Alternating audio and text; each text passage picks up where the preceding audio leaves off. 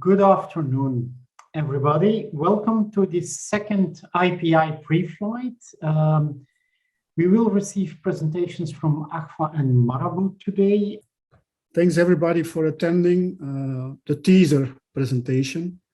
So we really want to teach you today about the real presentation which we will present during the live event in May. We're all happy to be able to meet live again, look forward to it. We are an exhibitor at the show. We are already many years now an ESPA member, proud of it, and we look forward to meet you all. So today, Rita and myself, we will give you a little bit of a teaser presentation, what we will be talking about. And we will even extend it a bit to talk a bit about UV and water, when use what. But during the live event, we will completely focus on water-based inkjet ink formulations and how to use and when to use and what are the key advantages.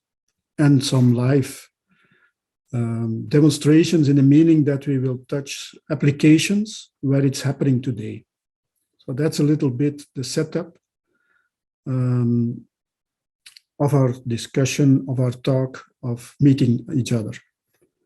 Okay, so I don't think I need to introduce Agfa a lot, but basically we are very active in inkjet. It's one of our key pillars as an imaging company over 150 years old.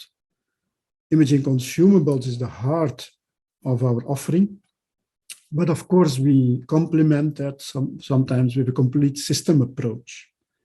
In the sign and display world, which is a little bit not true anymore in the meaning that more and more wide format UV printers are also used industrial for applications which are close to sign and display, but are moving away to also interior decoration, for instance. So the solution approach with UV ink there is the complete approach, including software, ink, the system fully Agfa made. In industrial inkjet, we are a bit more selective. We select those applications which we believe that digital brings a big advantage to that industry, either with ink only, that's where Rita and myself are involved, either with a full system approach like our interior jet, which recently won an EPD award, like Alusa for leather printing, also won an EPD award for the ink, the Alusa ink. So these are landmarks in the industrial inkjet printing world of solutions whereby the customer profits from the full digital solution. While, for instance, edge band printing, which you also see on the picture here under industrial, that is a typical example where we have an ink-only approach and we work with OEMs, meaning companies that are experts in building inkjet printers, and they use Agfa ink. And the end user, who is then an edge band manufacturer, likes, of course, our quality for several reasons. And at least one of them is low metamerism. That's a key element, IKEA compliance, etc. So there are multiple activities in this world of industrial inkjet. Okay. Today, we only talk and only consider Agfa as an OEM ink partner, meaning that we are active partner with all the partners involved in a project whereby the end user is the central part, of course. He has some needs for his product. He has an existing process flow, manufacturing process, where we include inkjet. As you will see further, this is a key element of how we think about offering an ink, how to formulate an ink, is always in view of how is the use at the location where it's produced. Having a printer and an ink that fits perfect with the printer is a must. But it's not enough. We look much further than that. We are since a long time known as an expert in UV ink, but water-based ink is definitely the growth path, and we're also already many years very much involved in water-based ink. We have a company strategy to file patents on the chemistry, on the production, etc. So we have a lot of patent families on both UV and water-based inks. And last but not least, we produce the inks in-house. Last year, we have opened a new ink plant, uniquely for water-based inks, here in Mortsel in the headquarters. So that's a huge sign to the industry, how much we believe in our future as an OEM ink partner. We are a long-term ink partner. We are not in it for a short game. Okay. So Agfa already has a long history in inkjet printing. And in the past, we focused a lot on UV curable inkjet inks. But recently, we also invested in water-based inkjet inks, and especially in water-based pigment inkjet inks. So by comparing both technologies next to another, you can see in which markets it's preferable to use UV curable inkjet inks, and in which markets it's preferable to use the water-based inkjet inks. So first of all, with UV curable inkjet inks, you have a direct wetting on a wide range of substrates. So that has an impact on your image quality, but also, for instance, on your adhesion. While with water-based pigment inkjet inks, if you only print the ink, then the image quality might be considered as less good. But in combination with the primer ink combination, then you can optimize your image quality. For the drying with UV curable inkjet inks, you instantly dry by exposure to UV light. Water-based inks, they are fast drying, but they need much more energy than UV inks. So you can dry the water-based inks by thermal, like the near-infrared, the infrared lamps, but much more energy is required.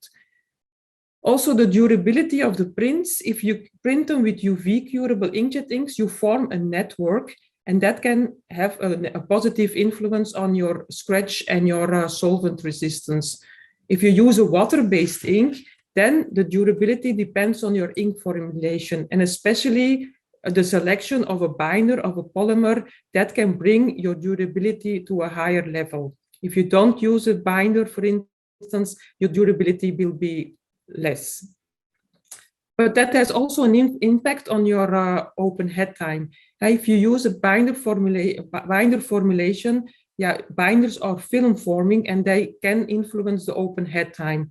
Also, the evaporation of your water can be at the nozzle, and that can have an impact on your open head time, so being less good. That's not the case with UV curable inkjet inks. They have a very good open head time. At Agfa, we have inks. You can leave them on the printer during the weekend. On a Monday, you start to push the button for printing again, and it starts printing without any issue. So for UV curable inkjet inks, the open head time can be quite long. For UV curable inkjet inks, the wet layer thickness is the same as the dry layer thickness, because you don't have VOCs inside. So what you put wet on your as a layer, it will stay like that as a 100% solid coverage. With water-based inks, you will evaporate a lot of water, which is inside your formulation, resulting in a thin layer after drying. For health and safety aspects, these are all related to ink compounds you put inside your formulation. Now, for UV curable inkjet inks, there is much more risk, because monomers and especially photoinitiators are considered to be more harmful than for instance, the ingredients of your water-based solution. And especially during the last years, the regulations, the European regulations are becoming more stringent, and monomers and photoinitiators are reclassified and classified as being more harmful products. In water-based formulations, this is less of an issue, but also there you have to be careful not to put the risky co-solvents or a binder, which can be having an impact on your health and safety. But of course, a water-based solution has a much less impact on health and safety. The cost can be a driver. So UV curable inkjet inks, the cost of the ink compounds are relatively high, especially photoinitiators can be quite expensive, but also some exclusive monomers can be more expensive. And that is not the case with the water-based solution, because there the carrier cost is low, and water and co-solvents are quite cheap. But also here you have to be careful, the selection of your binder, your polymer, that can be a cost driver. This results in the fact that UV inkjet inks have a proven performance for both multi-pass and single-pass printing solution. And this results in the fact that UV inkjet ink volumes keep on growing, especially for a wide range of applications. You still need the specific advantages of a UV curable ink to fit in your process and to have optimized printing quality. For water-based pigmented inks, that can be a solution approach to deliver good image quality and also reliable jetting. If you choose the right components and the right combination of layer, for instance, a primer solution can have a huge impact on your image quality. Also, water-based inks are considered to be used in high-volume application. High-speed single-pass processes are much used in water-based processes as well. But then, of course, the need of a low-cost ink needs to be considered, and needs to be a low-cost ink needs to be there in this high-volume application. So for water-based ink, optimal markets and applications is printing on paper and carton, but also nowadays plastics are considered, but then in combination with a primer and a varnish.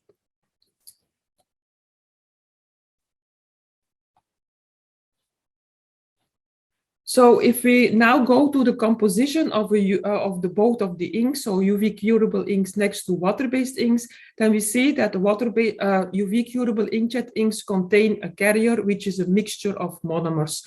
Now monomers, they will polymerize by the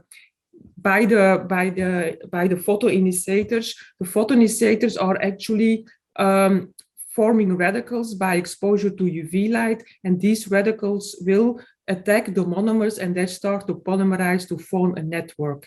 Then you have also the pigment dispersion inside, which will render your color, but is also responsible for the stabilization of your ink formulation. And then you can have some additives like surfactants, stabilizers, adhesion promoters, and so on. A water-based inks is others. So there, more than 50% is water and a mixture of co-solvents. The co-solvents are responsible for controlling your wetting of your substrate, for the drying, but also for your jetting reliability. Again, there is a pigment dispersion inside for having the same function as in UV, so rendering your color and responsible for the stabilization. Also, you have the option to add a binder, but binders have to be careful. It will give you your physical properties like your adhesion and abrasion and rub resistance, for instance. But binders are also responsible for a bad jetting quality. So the selection of a binder is really to be checked very carefully. You have additives, pH regulators, biocides, drying agents, and so on in the water-based pigment ink. So when will we use water-based inkjet inks? Especially for printing on paper and carton, which are porous materials, water-based inks are considered. Also because water-based inks are sustainable, and sustainability is the keyword in the last years, in the recent years for the environment and in society. And also water-based inks are cost efficient. Not only the raw materials are cheap, but also you have a high uptime. You have many processes which are which are more cost efficient than in other processes. And also, since the analog processes are also with water-based inks, flexographic, for instance, or offset, that the water-based inks are also fitting the production processes. So the choice for water-based is, for some application, a good choice.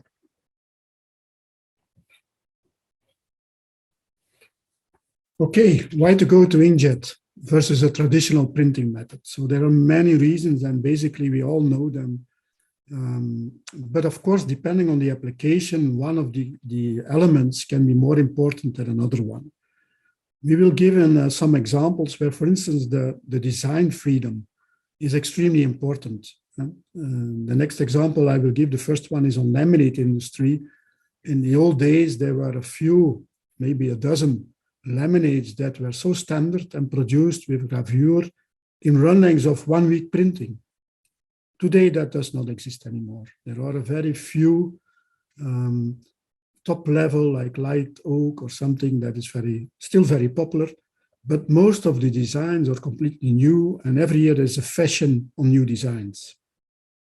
If you think about packaging, used to be one flavor of Coca-Cola, and now there are, I don't know how many different. So it also means that there are much more design freedom needed to work around it, to include events and other tech lines, etc., on the label or on the packaging printing. So there's a lot of image design freedom needed. Of course, that also impacts immediately run length, and especially a startup period, which is important in the beginning of a design, for instance, for the laminate again, but also the end of life. There is a guarantee that the design can be delivered to the shop for 18 months. The volume is not enough anymore to put on gravure press. So their inkjet is also profitable. So the full life cycle of a design can be very favorable to start with inkjet, have good printers that are delivering very high output, and in the end of life, also still doing the same print quality on the same print system the whole lifetime of that design. That's an example. I can easily go on 1 hour about each of those bullets, but let's go to the examples. Well, the first one is the laminate case. And when you look to this slide, I on purpose made it in this way, because what you see is that step 1, 3, 4, and 5 is exactly the same when you go for the standard process, gravure, or you go for digital. And that's exactly why it's popular to go digital, because there's only investment in the printer. The next step, the laminating company does not need to change.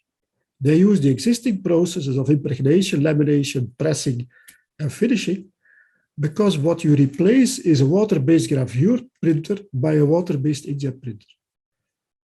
What does change is the changeover time between designs. So gravure is ideal if you print several days the same, because it's typically 5 hours changeover time between 2 designs. While in inkjet, you can do rainbow printing, as they call it, meaning you do different designs one after another without actually stopping. All possible, because you print always with the same colors. While in gravure, you make a color for each design. You have a gravure cylinder to load, which is specific for a design. In inkjet, you print from the file. So that's a huge change for the industry.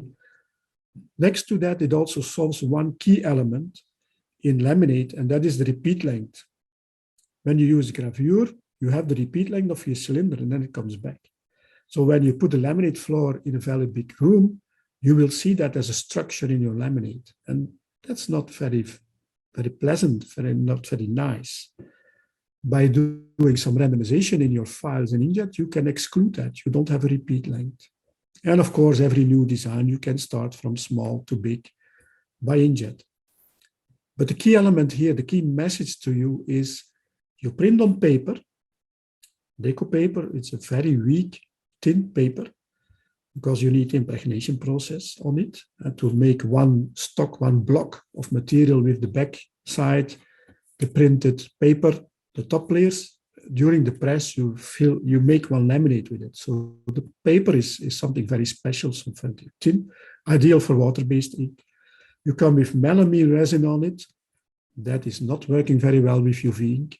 Only for low amount of inks it's possible, not for the very high, the very dark wood designs. So again, that's why water-based is perfect.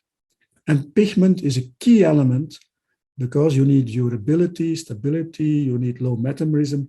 It's all coming from the pigment selection. The second case where we use water-based pigmented inks is on packaging, especially on corrugated board. So our approach is here to work with a 3-layer system: a primer, an image, a CMYK image, and then on top overprint varnish. Now the primer and the image are matched together to form the best image quality and to have this best quality image quality.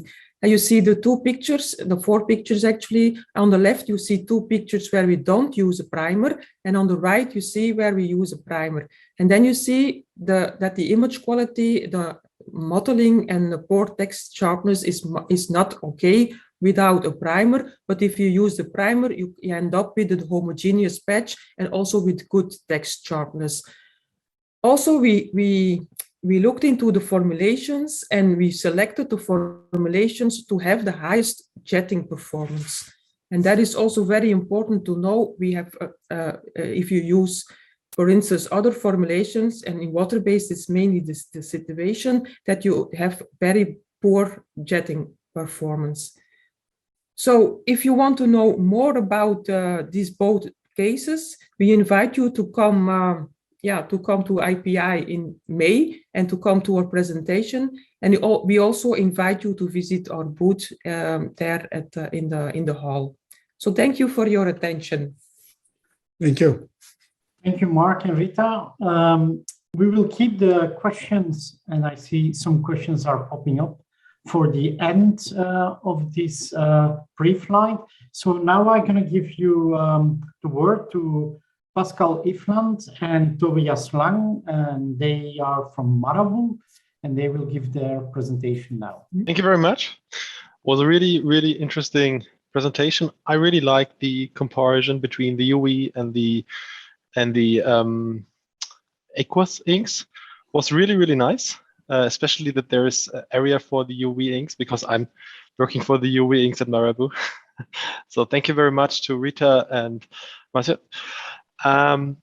Welcome to the audience. We are now speaking about direct printing on glass and how it goes to future. As a product manager at Marabu, we are dealing a lot about trends, what is going into the market for the future, what are the mega trends, and so that's really interesting in how we can combine it with our kind of technology. So in the past couple of years, we identify for us two big mega trends, which is on the left side, individualization, and on the right side, sustainability. I believe everybody from you has met this mega trend in your private life, and you met it daily, day by day. So, and we will take the chance today to speak about these two trends and how we combine it to our market trends, so the industry, and how do we combine it in our R&D projects. Well, the first, I would like to introduce myself. My name is Tobias Lang. I'm the product manager here for the UV inks. So in digital, I'm responsible globally. And on the other side, it's my colleague Pascal Iffland. So now I'm mute. Hello, everybody. My name is Pascal Iffland, and I'm working as a key account manager for screen printing inks. I'm leading the packaging, glass, and plastic segment for developing and dealing with screen printing inks worldwide. I'm working with Marabu for 20 years, and the expertise on my side is UV screen printing ink on container glass and plastics. Thank you, Pascal. So let's start with the first mega trend. I already mentioned it's personalization, individualization, and you meet it every day. You can choose your own radio program, for example, at Spotify, or you can choose your own videos by dealing with Netflix and so on. But here we would like to go a little bit deeper in what does it mean for the manufacturer and what does it mean for the consumer? So the supply and demand side of the market. And therefore, we found a really, really interesting study. It is from the Additive Manufacturing Report of 21. And we believe the additive manufacturing is one of the most individualized manufacturers industry parts. And herefore, we see the market development in the estimated market volume in US $1 billion. And it's, if we compare from 2014, it's about $5 billion up to projected to the year 2026 to more than 35 billion US dollars. So we see that the market is likely to growing more than 7 times. And we believe also that it's the market will grow also in other things like inkjet business. And we see here the benefits for the manufacturer. You can reduce your stock, you can improve the time to market to be faster than your competitors. You can flexibilize your manufacturing process to react on design trends or expectations. And you are able to concept really new kind of business models. For example, channel differentiation. You can react on different kind of brands. But how does the consumer sees it? Well, the Deloitte Consumer Review shows us the demand for personalization according different kind of generations. We saw that from the baby boomers, who feel 27% of them feel demand of personalization, up to the Gen X with 32%, millennials 45%, and the next generation, the 53% of the Gen Z feel a strong demand for personalized products. So there is a market for these kind of products. But why? Well, first, the individualization increases the value. You have your unique design, you make you unique. It will fit for you. It's a specific solution which is perfect fits to your demands. So that is the reason why we think that these mega trends will increase over the next couple of years. But well, now is the question, how does this come to our ink? Well, here was the idea from a really new digital printing relief technology. Our idea was to create a technology where we can produce individualized products. And I'm not speaking about usual printed. Here's more like a glass modification. But let's start on the left side, the mass production. The conventional glass production is used by so-called embossing tools. Well, these embossing tools work. You have this hot melted glass. It is filled into these embossing tools, and then the glass is shaped. Your glass, your tableware, for example. Well, it is easy to see there that individualization is quite difficult because you need for each design, you need a unique form. And this means this kind of process is economical, but just for high volumes. So our idea was we have to create a technology to go into these mega trend of individualization. And therefore, we established printed embossing technology here on the right side. It is fully digital printed, so it's easily to individualize. You can customize really economical. And you can downsize the batch size to part 1. So you can produce one piece. You have an idea in your mind. You send it via your computer to the factory, and then your unique part can be supplied. And another thing, I spoke about business strategy. Channel differentiation is easy because big brands need their own design. I think here on, for example, big AC/DC concert. And therefore, we would like to have some unique glasses, AC/DC glasses just produced for this design. And therefore, it is possible. So now the question, how we do it? Well, we have our usual inkjet process. First of all, we need a pre-treatment to ensure the proper surface energy, to have a proper wetting on the of the ink. Then we apply a primer. The primer can be applied by a printhead or by a spray gun. And therefore, you're now able to choose, do I want also a visual decoration by colors? You can print it by our common white CMYK process by a printhead, and or afterwards, you can print a varnish or embossing varnish to create these haptical structures. Now, what is the finished product at all? It is our Marabu HPV. And here you have the possibilities. On the left side here, you see this picture where you are able to combine haptical and visual effects. It's also possible here on the right side to create massive structures up to 3 millimeters, and you can combine it with filigrane structures and create really nice yet detailed artworks. And I'm looking forward to the IPI conference, and I hope you all will join us there. And I will have then the chance to speak a little bit more about this new kind of decoration. And now I would like to hand over to my colleague Pascal. Thanks, Tobias. I would talk about the sustainability of our organic inks. In the market segment, such as beverage, drinkware, or cosmetic packaging, there are different ways of decoration, such with paper labels, self-adhesive label, direct print with ceramic ink, or UV curable printing inks.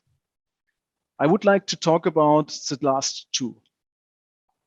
In connection with the trend for direct printed glass packaging, the new way of consumption through sensibility use resources. So let's have a look at two factors: increasing demand of sustainability produced products with reduced CO2 emission, rising carbon tax for the production of goods and services to reduce CO2 emission.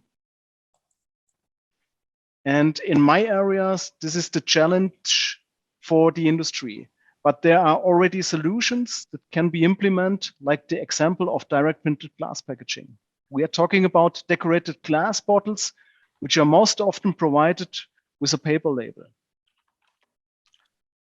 But in high quality packaging segments, the customer would like to have special design or feeling of the bottles. This can be announced with direct printing.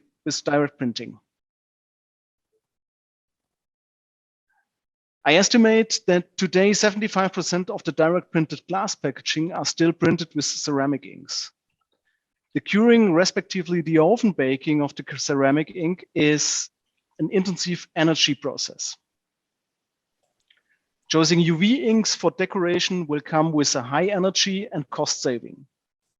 Later on at the IPI conference in Düsseldorf, I would like to share more details on this topic. We will set up an energy cost calculation. Also in regard of sensibility, major factor is that the glass printed with ceramic ink has to be downcircled and cannot be used for clear and transparent glasses. For high gloss and gold silver effects, the glass industry has so far used ceramic bacon colors. This is expensive and ensures enormous energy cost to do the baking process. A gloss alternative, hot foil stamping process. Together with cooperation partners of a foil manufacturer and hot stamping machine manufacturer, Marabu has developed a UV curable primer which simulates the gloss of metals. The combination of screen printing and hot stamping results a high gloss metallic effect, which are absolutely comparable to metals at a much lower energy cost. Any preferred design can simply be printed with Marabu UVGL primer on the glass surface. The printed motif then can act as a cliché for the hot stamping foil, which is applied by stamping, and only adheres to the areas where UVGL primer is applied before.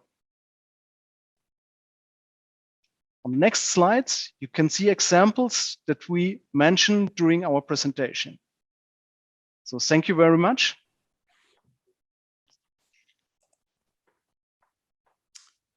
I think that was all for the presentations at the moment. I saw there have been some questions being raised, and one of the first questions came from Yusuf Mullah, and this is for Agfa. what is curing dose? What is the curing dose needed for UV curable inks? And further, how is it dynamic? Can it be cured while it's being printed? Now, curing dose depends also on the type of ink, on the composition of the ink, of course, because if there is a lot of photoinitiator inside, or if there less, or also the strength of let's call it the strength of the photoinitiator, how reactive is it? This all is depending on the way how you cure it. And also you have single pass ink formulation, and you have inks which are printed with multi-pass, and they also need a different curing dose. Yeah, I think it's clear. Yeah, definitely curing is one of the last very important steps in this process. But important is, Peter, is that it's all LED today, of course. We don't focus anymore on the bulb because of the mercury issue. So all modern UV ink formulations are LED curable. 395 nanometer is the standard still. And depending on the ink load, you can, for instance, with one LED 16 watt, cure completely in line a single pass print with UV ink coloring set. So it all depends on the application. And the dose that you apply with your one LED lamp at the end, which is immediate, and the curing is immediate. So once it comes out of the UV lamp sector or LED, it's dry, touch dry. So it's an immediate curing. So it's no waiting time. There is, of course, a post-cure effect always on adhesion. So standard in industry is 24 days after printing, you measure adhesion and scratch resistance, etc., to be sure that's your end value, because the first hours after print, it typically still improves. But it's basically a touch dry print after it left the LED section, which is immediately after, in one go, after your printing job, after your jetting of the drops. And there is a small area between, which we call the cure delay section, but basically that's maximum half a meter, for instance. But it's all in one system, one process that you integrate the curing step, if UV, with the jetting. Yeah, thank you, Marc. Another question which was raised by Fabian Schuster. What would be the key properties for a binder to show good and long open head times? Now, the case with the binder is that it's film forming, especially in a printhead where you print at a higher temperature than room temperature. For water-based is typically 32.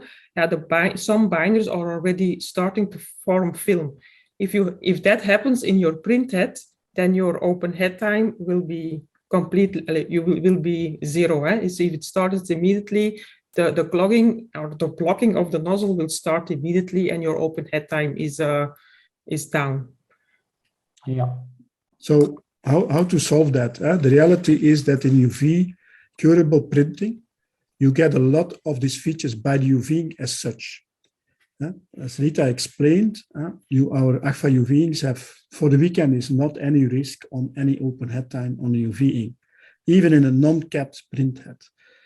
In a water-based system, you can come to a completely workable solution, but it's not an ink-only approach. It's an ink system approach. There are a lot of tricks in software and hardware you can do.